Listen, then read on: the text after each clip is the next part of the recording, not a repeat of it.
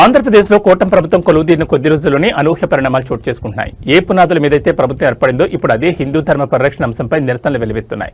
తిరుమల తిరుపతి దేవస్థానం chairman Bollineni Srinivasarao రాజీనామా చేయాలంటూ భక్తులు, హిందూ సంఘాలు నినదిస్తుండడం ఇప్పుడు రాష్ట్ర రాజకీయాల్లో హాట్ టాపిక్ గా మారింది.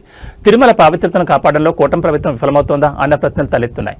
ఇటీవల టీటీడీ చైర్మన్ గా బాధ్యతలు చేపట్టిన బొలినేని శ్రీనివాసరావు తీరుపై తీవ్ర విమర్శలు వస్తున్నాయి. శ్రీవారి పాదాల చెంత నుండి ఈ నిరసనల పర్వం ప్రారంభం కావడం గమనార్హం. బొలినేని చౌదరి తక్షణమే రాజీనామా చేయాలంటూ పెద్ద ఎత్తున నినాదాలు చేస్తూ హిందూ ధర్మ ప్రచారకులు రోడ్లపైకొచ్చారు. ముఖ్యంగా తిరుమలలో అన్యమత ప్రచారం, లడ్డూ ప్రసాదం నాణ్యత లేదా గత ప్రభుత్వ హయాంలో జరిగిన అక్రమాలపై సరైన చర్యలు తీసుకోవడం లేదని నిరసనకారులు ఆరోపిస్తున్నారు.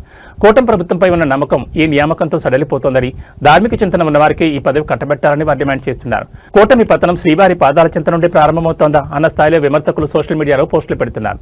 ఈ పరిణామం అటు తెలుగుదేశం, ఇటు జనసేన పార్టీలకు ఇబ్బందికరంగా మారింది.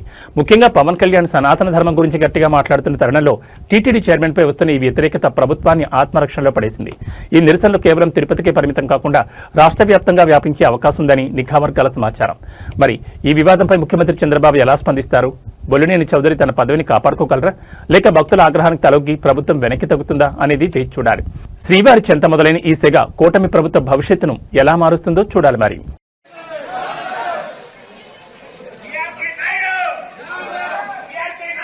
Down, down.